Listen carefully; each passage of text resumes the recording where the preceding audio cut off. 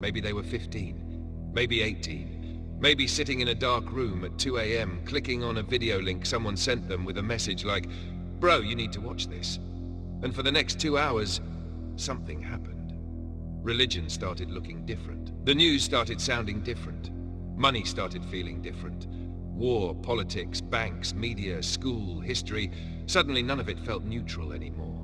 And even if you did not believe every single claim in the documentary, the damage had already been done. Because Zeitgeist did something very powerful. It made you suspicious of the frame. Not just the picture inside the frame itself.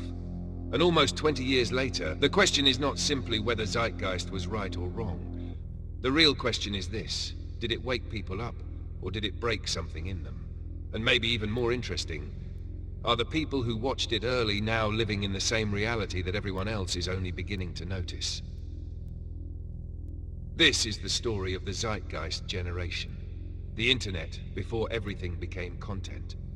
To understand why Zeitgeist hit so hard, you have to remember what the internet felt like back then. This was not the internet we have now. There were no polished podcast empires with neon lights and 3-hour interviews. There were no TikTok explainers compressing world history into 47 seconds. There were no algorithm-trained influencers using the exact facial expression that gets maximum retention. The internet still felt like a basement. Messy, strange, unfiltered. You could find something at midnight that felt like it was never supposed to be seen by normal people. And that mattered.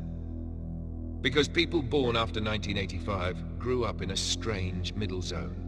They were old enough to remember television as the main source of reality, the news, the classroom, the newspaper, the official version of events. But they were young enough to be reshaped by the internet. So when a documentary like Zeitgeist appeared online, it did not feel like normal media. It felt like contraband.